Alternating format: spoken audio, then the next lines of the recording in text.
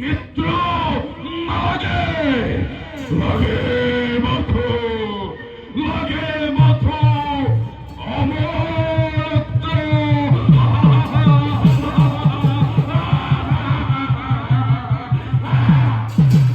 আর তার ভাবে মই নারায়ণকে তুষ্ট করিব খুঁজিছি কিন্তু আমার দলে ফুল তুলসী চন্দনের মই দেবতার পূজা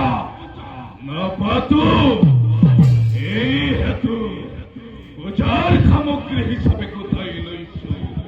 সাধু সন্ত ভকত বৈষ্ণৱকে এই সকলকে এজন এজন এজন কৰি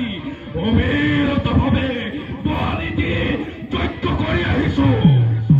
আৰু আজিও কৰিম ইয়াতো যদি নাৰায়ণ তুষ্ট নহয় তেন্তে ইন্দ্ৰ আদি দেৱতা সকলকে ধৰি আনি বলিৰ স্থানলৈ নিম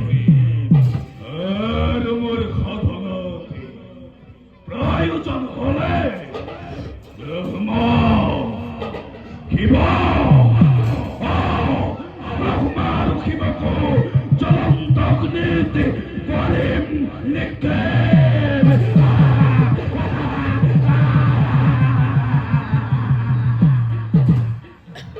যাও সেনাপতি দয়াৰ লগত কৰুঙ্গই আলোচনা